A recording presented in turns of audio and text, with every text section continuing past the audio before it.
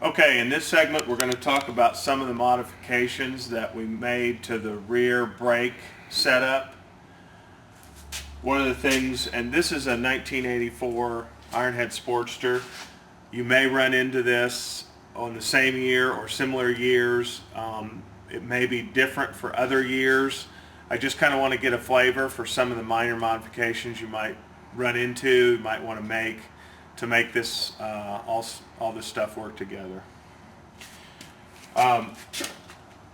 This the brake bracket had about another 1/4 inch of height right here. The 90-degree piece that bolts onto this, we're not going to need to use. All you need for this setup is just something to keep the brake from rotating forward when the brake is applied. And because, which I'm going to cover in a minute, we moved the brake caliper out quite a bit from where it sits on the hub. We really didn't even need that 90-degree piece to stick in there, because where this is going to sit, it's just going to sit right here on this.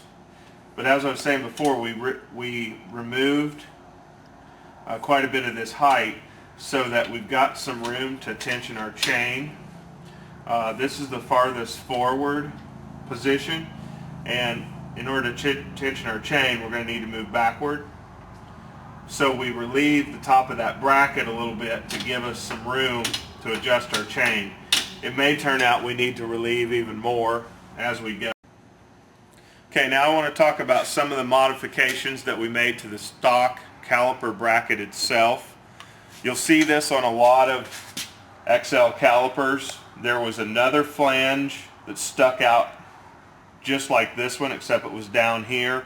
That was where the rectangular swing arm went through. That's where it basically got a grip on that.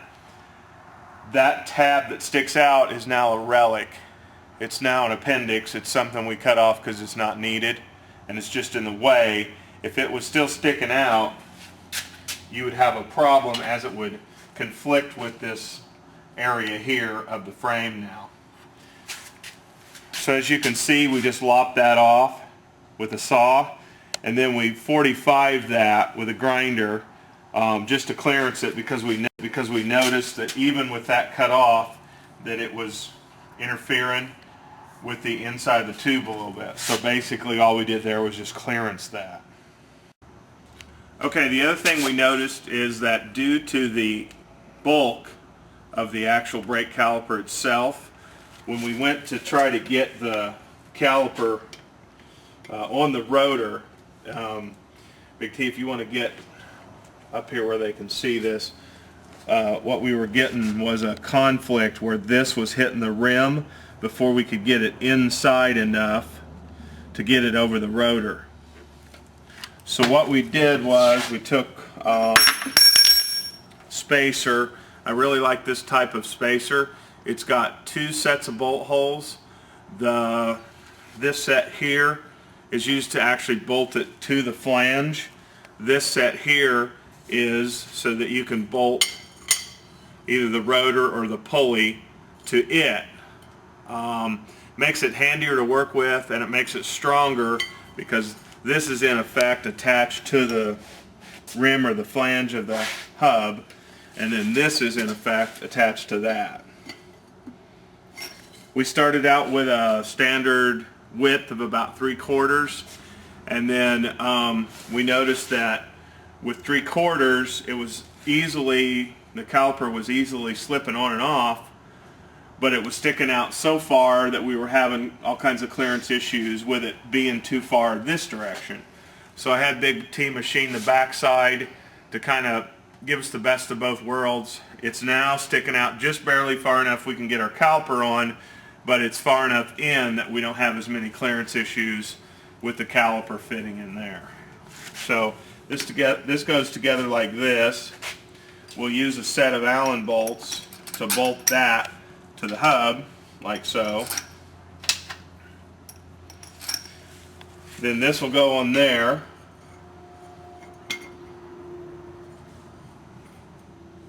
And then we'll use a set of flathead Allen bolts to bolt that to there.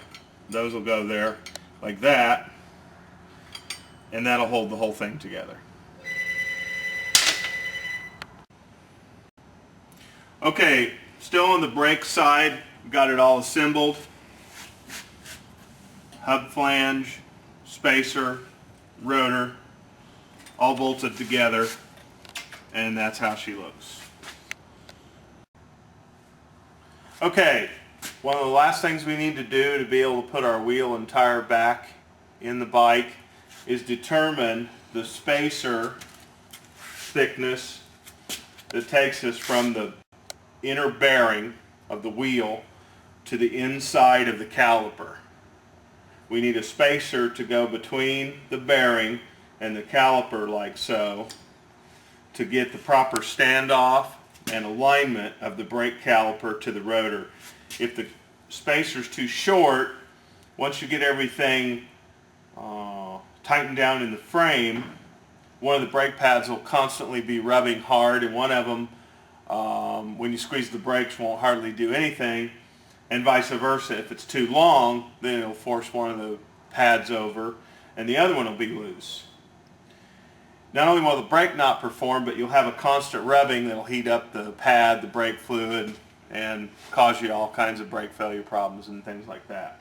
So I wanted to show you how I figured out what the right spacer width was.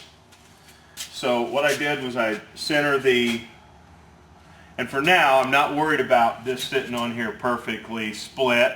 For now I'm just going to sit that on there because we're just going to get a rough idea at first. So I'm going to take a measurement from the outside of the caliper to the bearing.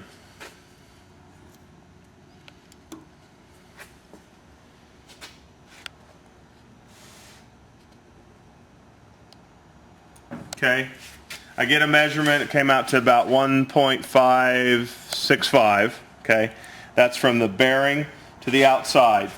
Now I already, looking ahead, I'd already measured the thickness of that. So now all I got to do is take the dimension I got, subtract the thickness of the caliper bracket, and it gave me a dimension to try. I rounded it up a little bit. I think it came out to 1 1/32. I found a spacer in our stash that was 1 1/16. So I'm going to go ahead and use it and just try it out. So all I got to do is swing this out of the way far enough I can get the spacer in there. And it's already looking pretty promising. Like that. Okay, so to test our initial results, I'm going to take what's called a leader, or I call it a leader. I don't know what the hell anybody else calls it. Basically, it's just an old piece of 3/4 inch axle that we rounded the tip of. The reason this is handy is because that tip is so round, when you feed it through a wheel, what you'll notice is that the inner sleeve will become misaligned with the bearings, and the outer spacers will get misaligned. Everything gets misaligned as you handle it. This will serve two purposes. It'll realign all the shit in there and also stick out far enough that it'll simulate having an axle in there, and we can see how we did. So we're going to put the leader in there. Not too far. We're going to want it still sticking out so we can handle it. Then we're going to set the wheel and tire up, and this way we can really kind of tell how this thing's going to act. First initial thing I look at is how does it look as far as the distance from each edge of the caliper bracket, or the caliper. That's the first thing I look at, is how does it look. The other thing is how does it, you should still have some play in both directions.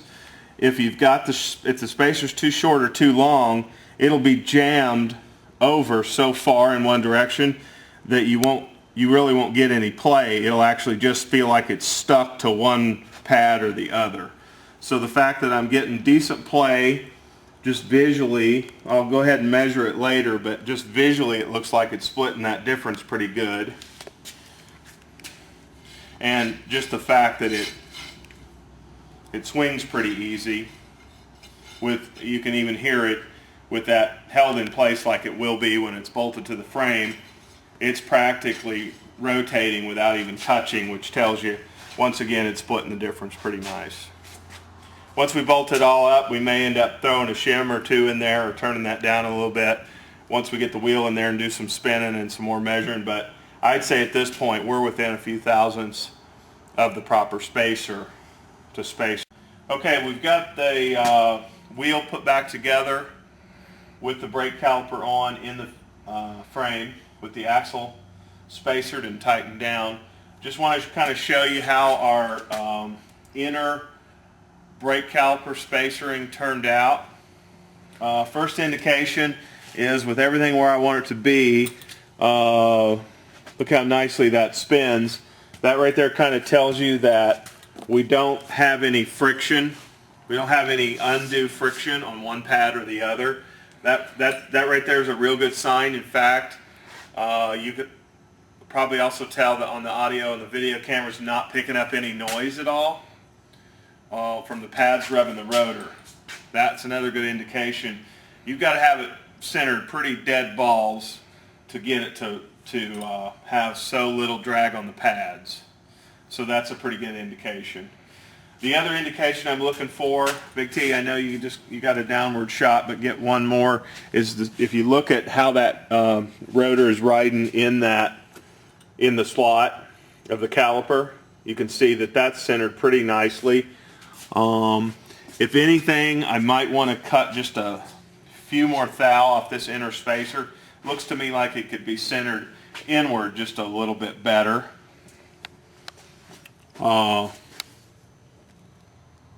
But bottom line, just having test fit it one time without really doing any work, that right there tells you that we're really on the right track with it.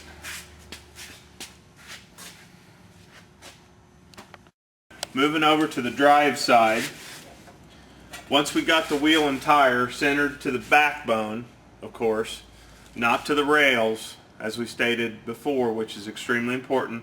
We got everything centered up to the backbone. We realized two things: that this hub flange doesn't stick out quite far enough to give us good chain clearance. In other words, once you bolt this on here, the sprocket is going to be too close to the side of the tire. It's a little bit of a fat tire. It's a 216, which is fat right here in this region. So we realized that we needed to spacer underneath there to bring it out a little bit. So we're going to put that spacer, which happened to be 3/16, underneath there. Now we were limited. Actually, I would have liked to have a little bit more clearance between the chain and the tire, but we were limited as to how thick we could go with this spacer, because we still had to line up sprocket to sprocket. We still had to line up the rear sprocket to the front sprocket so that the chain would have a direct path and not wear out and try to jump off the track on us all the time. So we did some playing around and figured out that this thickness, 3/16, is enough to stand the chain off the tire, keep the chain from rubbing against the tire, but not so much that we can't get good chain alignment from the rear sprocket to the front sprocket. So we're going to bolt this together like this, and we'll have the drive side done. You'll notice that I marked out on it the sprocket. It's probably a factory sprocket. I don't know if you can tell on camera, but it is just a little bit dished. And since I did all my alignment with the chain, since I checked chain alignment with it, with the dish sticking out, I wanted to make sure that it all went back together like that, which is really important. If I flipped it inward and the dish went in, then it would throw off all the alignment work I did, and I'd be puzzled and chasing my tail again. So that's why I did that. Once we get the wheel and tire back on, I'll show you a check on that sprocket to sprocket chain alignment. Okay, Big T, if you want to swing around here, we're going to talk about sprocket to sprocket alignment and getting ready to make the chain. What I've done here, this is just a really simple way of looking at things. I've just clamped something real straight and stiff to the rear sprocket. You just want to be careful that you get it on there nice and square and parallel. The reason being, I can now see how the edges of the sprockets line up. You can see that there's a little bit of a gap. It's less than an eighth of an inch, but it's something that we want to take care of. But more importantly, what we're looking for here is for the distance from the edge of the sprocket to the inside of the straight edge to be the same here and here. You'd be surprised, it only takes just a little bit of cocking at the rear axle, and the measurement between here and here and here and here will be off noticeably, 32nd, 16th, and 8th even.